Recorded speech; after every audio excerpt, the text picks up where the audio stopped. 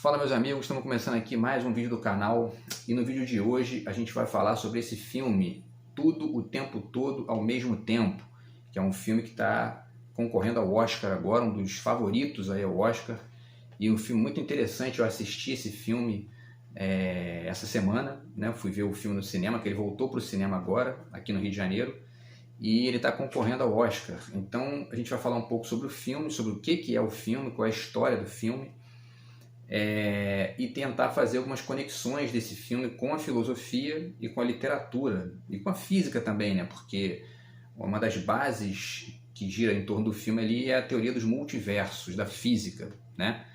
Então, enfim, vamos começar falando do filme, né? O filme conta a história da senhora Wang, né? Que é uma oriental, né? Mas parece que o filme passa nos Estados Unidos e ele fica ali, né?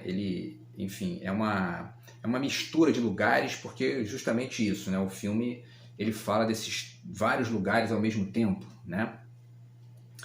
E a senhora Wang está visitando uma auditora fiscal que está ali fazendo cobrança, né? Está dizendo para ela que ela está devendo alguns impostos ali, alguns boletos, e ela está escutando a mulher falar e tal, e aí ela tem essa dívida, né?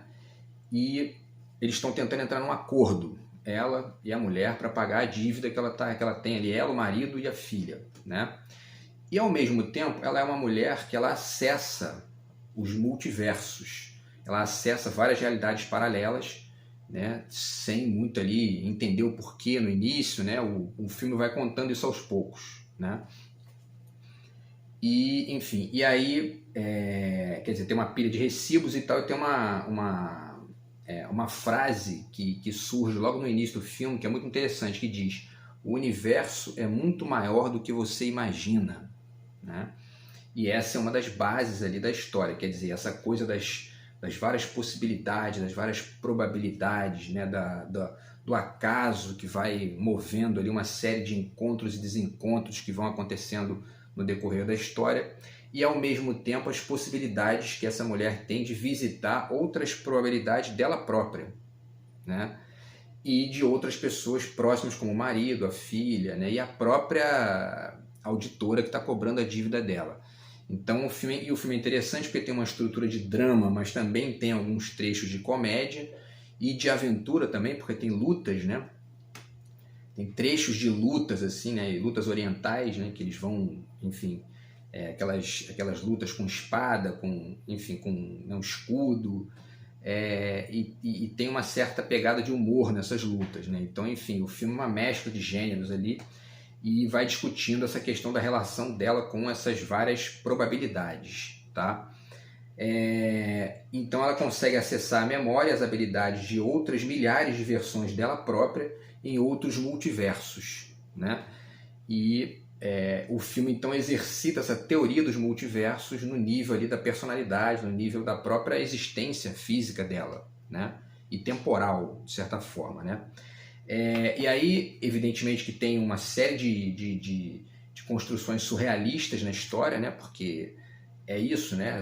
O surrealismo era uma tentativa de chamar atenção para essas outras possibilidades da realidade, né? E o filme também, enfim, trabalha muito isso.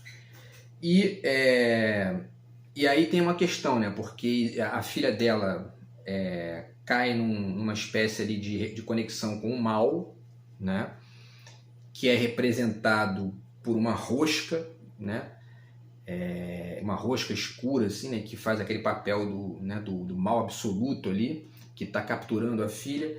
E esse mal, ele aparece representado por uma posição de tanto faz, né? Ela está ali o tempo todo verbalizando isso, não, tanto faz, não importa, né?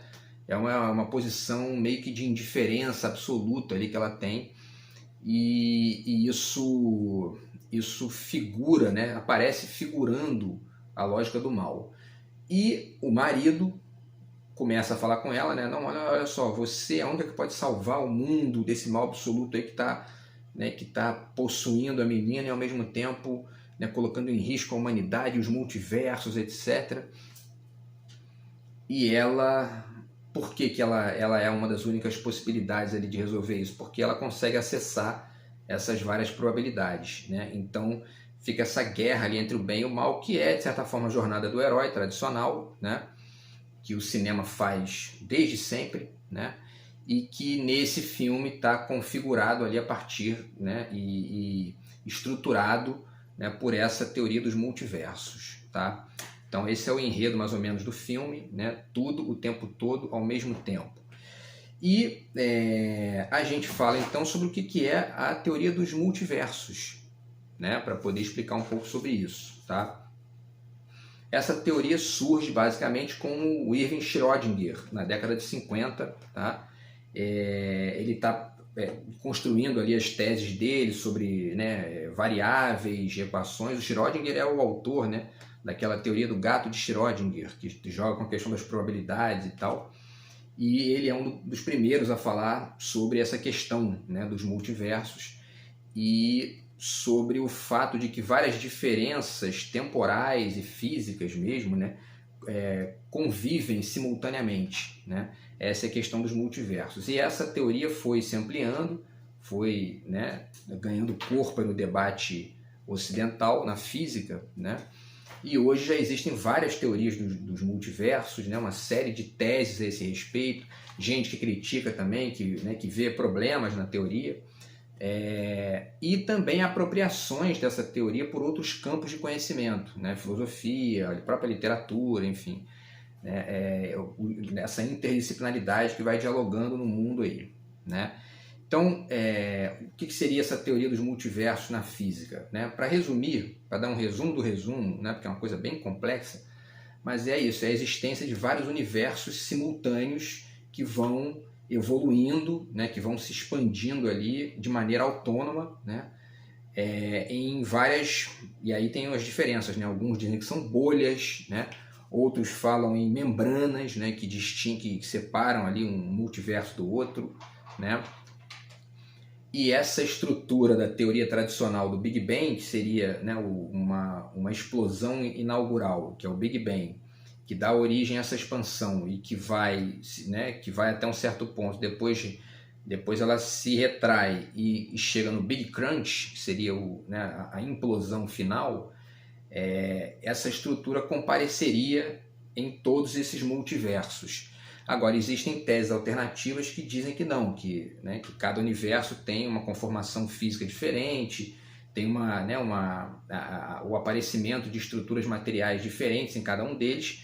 E aí isso chega na vida humana, né? Porque no que diz respeito à consciência humana, essa teoria ela desemboca na perspectiva de que existem em cada multiverso desses, existe a possibilidade de haver várias versões alternativas da vida inteligente ou da própria vida humana, né?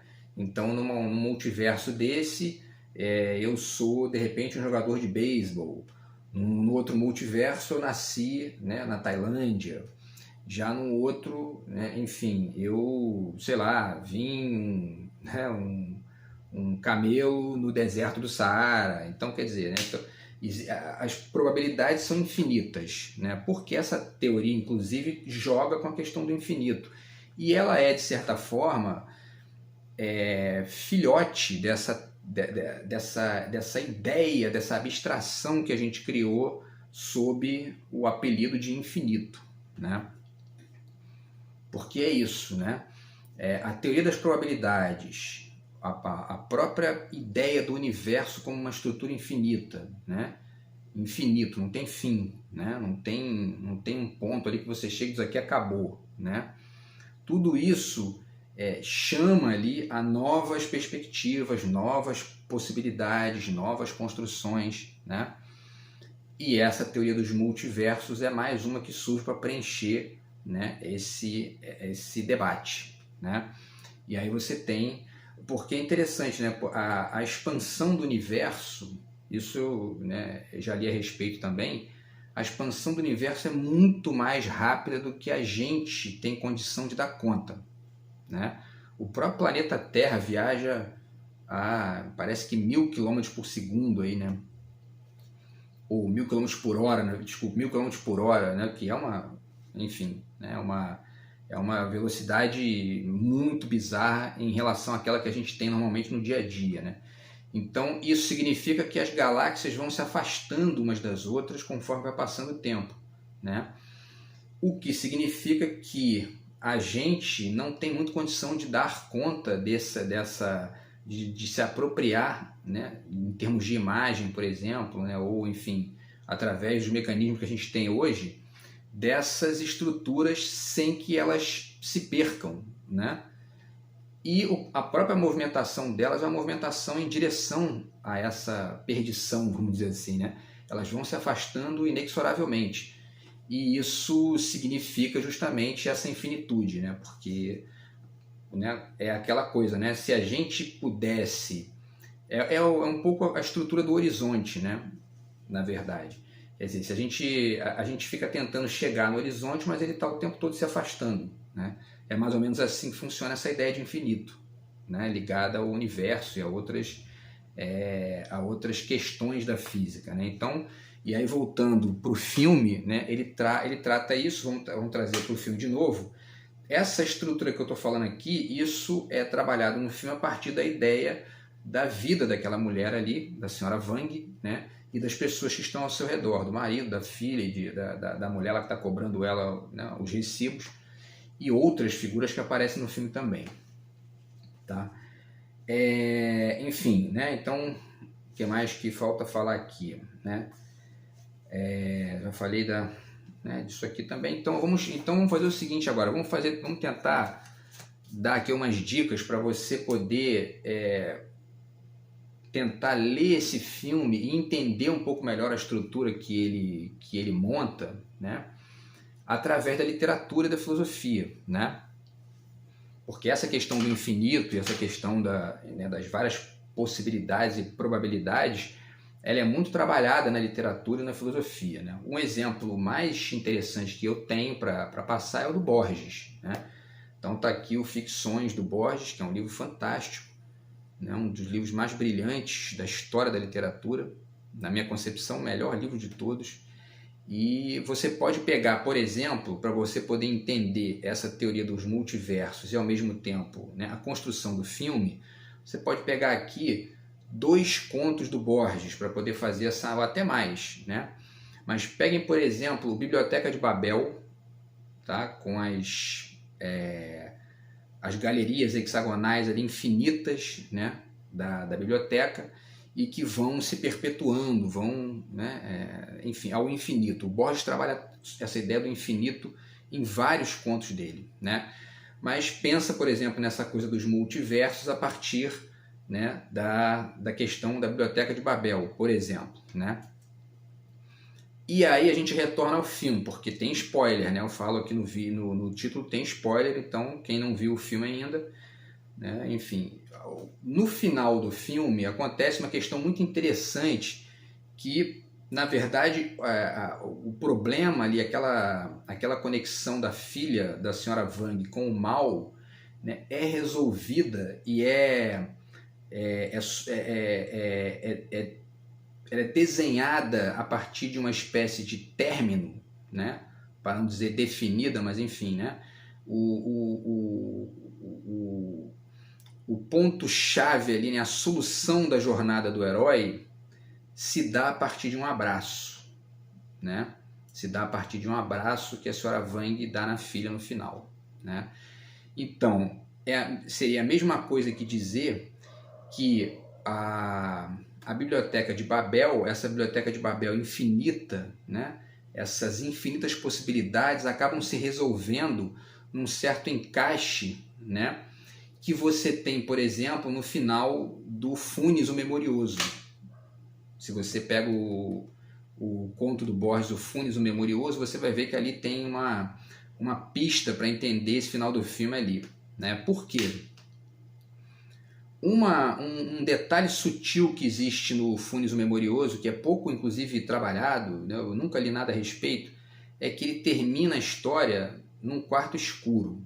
E para retomar aqui o enredo do Funes o Memorioso, é a história de um sujeito que não consegue mais esquecer.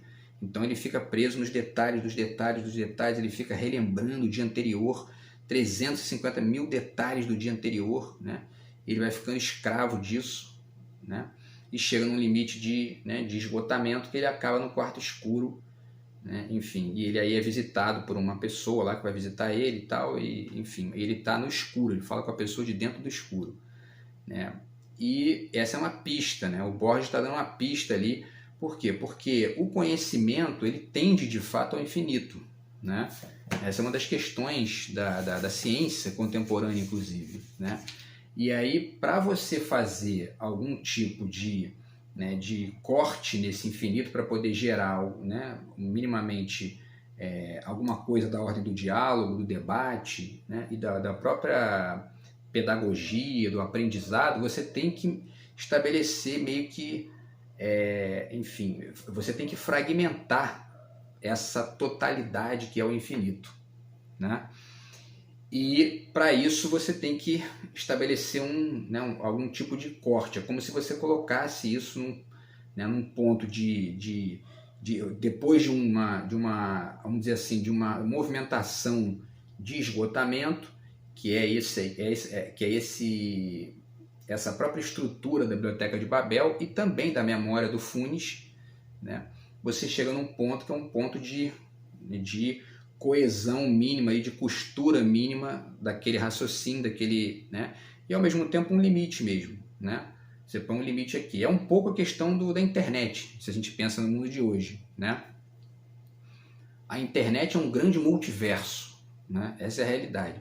São, né, bilhões de universos diferentes ali de informações que vão flutuando e ao mesmo tempo, né, se interconectando e um esbarrando no outro, como a senhora Wang esbarra com, né, as outras senhoras Wangs, né, no filme.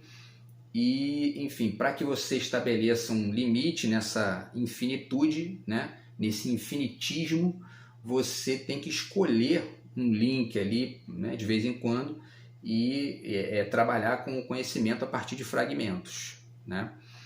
E essa temática, como eu falei, ela comparece em vários contos do Borges, tá? Tem um conto fantástico nesse livro aqui chamado História da Eternidade, no qual isso aparece também, tá? É um dos contos mais bonitos do Borges também. Então ele vai trabalhar com essa questão do tempo, né? Ele visita a cidade da infância dele, tem um momento que ele de repente percebe uma situação que aconteceu há muitos anos atrás e tal, e aí aquilo, né, aquela coincidência entre o presente e o passado estabelece para ele uma ideia de infinitude, de eternidade, né? O conto é brilhante também, tá? Outros exemplos do Borges, né? O Aleph, que também é um exemplo muito evidente desse trabalho do Borges com o infinito, né? Que o Aleph, né, é essa bolinha que ele encontra lá num porão, num sótão, agora não lembro se é um porão ou um sótão, mas enfim, e que carrega ali todo, né, tudo, né, naquele ponto, né, quer dizer, o infinito condensado numa bolinha, num ponto, né. Então, também tem muito a ver com esse abraço lá da senhora Wang na sua filha no final do filme, né. E, ao mesmo tempo, a própria descrição que ele faz do infinito tem a ver com a teoria dos multiversos e com o filme de maneira mais ampla, né? E também cito aqui o Livro de Areia, né? Que é esse livro muito interessante também do Borges, que é basicamente essa ideia de infinito também, né? O Borges está o tempo todo trabalhando na sua obra essa ideia do infinito, as variações dessa tese, né, dessa abstração que a gente criou aí para poder figurar o pós-limite, né, vamos dizer, entendeu?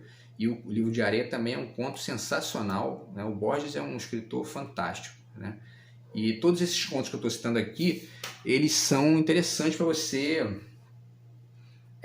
ler de maneira cruzada com o filme, né, e tentar interpretar essa construção que a história vai fazendo ali ao longo, né, do seu percurso, né, que é justamente o drama da senhora Wang, né, de ir cruzando com os seus multiversos e tentando criar, né, enfim, sínteses desses cruzamentos surrealistas que acontecem ali para poder continuar no seu trajeto de tentar solucionar ali a figura do mal absoluto, que seria aquela rosca que está, né, possuindo ali a sua filha, né? Essa questão também comparece na filosofia e, enfim, na arte, né? E a partir, por exemplo, da ideia de homologia, né? Porque essa coisa, essa indiferença radical, né, que está ali possuindo a filha da senhora Wang, ela também surge, por exemplo, em certas discussões de estética, né, das características da arte pós-moderna, por exemplo, né, que acaba ficando... Uma das estruturas da arte pós-moderna é a colagem, né? E a colagem você pode colar, né, no nível cognitivo, você acaba podendo colar tudo com tudo, né? E fica uma coisa também meio que, né, radicalmente indiferenciada. Essa é a questão, né? E isso é muito criticado, e essa questão da homologia é justamente isso, quer dizer, chega no limite que você... Bom, então tem certos autores que no limite extremo começam a dizer que tudo é arte. Qualquer coisa é arte, tudo é arte, né? E aí você não estabelece mais diferença, mais distinção, quer dizer, se tudo é arte, nada é arte, né? E isso acaba ficando muito esvaziado de sentido, né? E aí cito aqui 3 livros que refletem bem essa questão. O Enigma Vazio, do Afonso Romano de Santana, excelente livro de crítica de arte e de arte, né, de maneira geral, tá? E cito também esse livro aqui do Jameson, Frederick Jameson, que é um filósofo americano, tá? Com algumas influências marxistas, tá? Que é o pós-modernismo, a lógica cultural do capitalismo tardio. Ele fala desse conceito de homologia, faz algumas críticas a essa ideia de homologia em alguns trechos desse livro, tá? Ele é bem interessante também.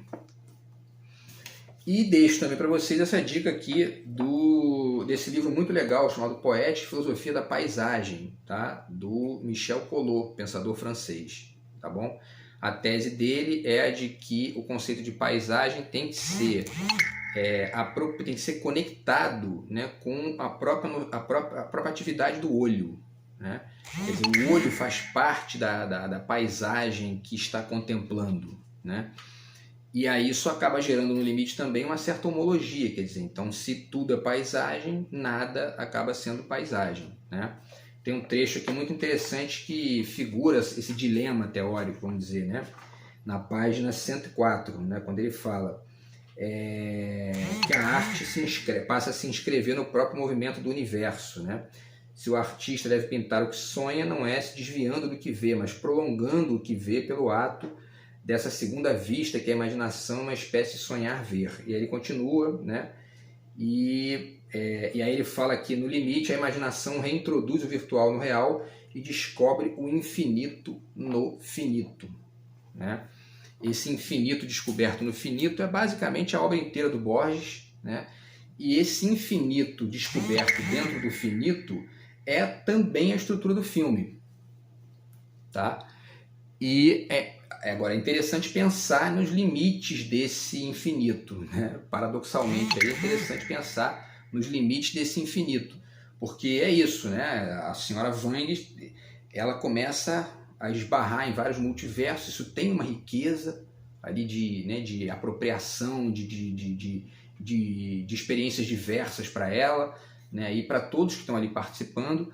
Mas existe uma figuração ali do mal absoluto no filme, que é essa rosca, né? Que a menina lá, que a filha dela, enfim, fica possuída por aquilo, né? E cai numa espécie de tanto faz. Ela usa essa expressão, né? Não, tanto faz, entendeu? E aí os críticos da homologia na arte, né? E os críticos da homologia no próprio conhecimento, né? no saber, porque a ciência também tem muito isso, né? Não, porque, né, a ciência não tem limite, né? Ela tem que ir experimentando tudo e aí depois que faz é que você vai ver se está bom ou está ruim.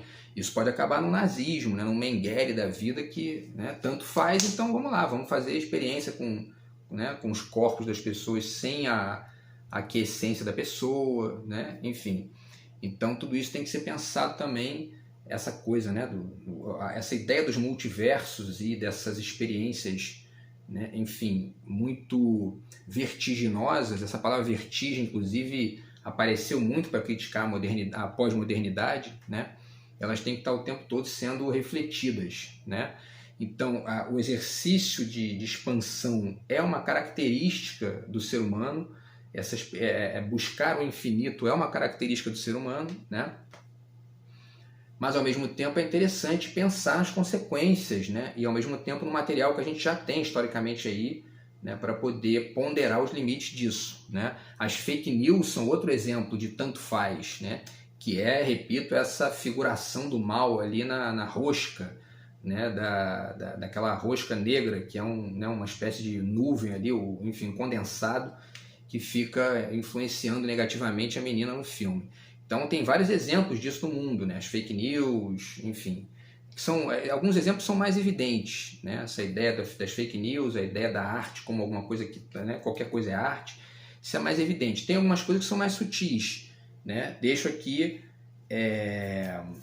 um exemplo para vocês, que é esse livro um texto do Agamben aqui, tá? Meio Sem Fim, Notas sobre a Política, né? Eu já falei desse livro em outro vídeo do canal, mas vale a pena repetir aqui, porque tem um texto aqui que ele fala que todas as línguas são gírias e todos os povos são ciganos, né?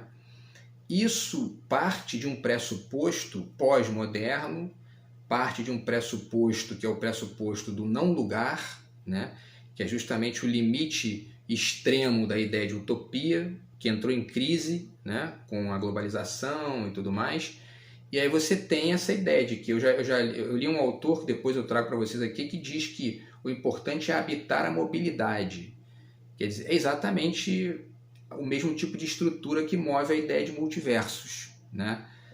Então, agora, se você habita a mobilidade mesmo, né, a vera, você vive, né, num avião, vive flutuando de um lugar para o outro sem parar em lugar nenhum. E quase ninguém quer isso, né? A gente gosta de viajar, todo mundo gosta de viajar, mas você gosta também de voltar para sua casa. E, ao mesmo tempo, é importante você pensar na relevância da sua cidade, do seu país, né? Então, quando você fica muito preso nessa homologia da infinitude, na homologia do não lugar, nessa homologia da mobilidade, você acaba não dando conta desses aspectos importantes do seu entorno mais próximo ali, né? E é um pouco aquilo que o abraço final da senhora Wang na sua filha resolve, né, no final do filme, né? É essa síntese feita ali para poder estancar um pouco aquela sangria de multiversos, né? Aquela sangria violenta de multiversos que vai, enfim, né, dominando a vida dela e da própria filha e do marido também, e eles vão, né, enfim, deslizando nessa vertigem o filme todo, tá? Então, enfim, essas são algumas possibilidades aqui, né, de leitura do filme. O filme é muito interessante e eu quero ver se eu vejo outros filmes aqui que estão concorrendo ao Oscar, mas já é um dos meus favoritos aqui, porque o filme é muito bacana. E aí, para finalizar, né, em relação ainda a esse abraço final lá que resolve a questão da senhora Wang e da filha, eu deixo aqui uma frase desse livro interessantíssimo aqui do Jean Baudrillard, que chama-se A Transparência do Mal, que é um livro de filosofia, né, dali da década de 90, enfim, né, que ele está discutindo justamente essas questões aí do virtual, da internet e tal, da sociedade da informação, e ao mesmo tempo dessas vertigens, né? E ele finaliza o livro com uma frase muito bacana que tem um pouco a ver com esse abraço lá que as duas dão no final do filme, né? Ele diz na página 185 o seguinte: o outro é o que me dá a possibilidade de não me repetir ao infinito, né? Então essa é a mensagem aqui, e tem a ver justamente com essa coisa do infinito, né? É uma crítica do infinito, né, que ele está fazendo aqui, que é muito interessante. Beleza, pessoal? Então é isso. Espero que vocês tenham gostado do vídeo. A gente se vê no próximo aqui do canal. Um grande abraço e fui!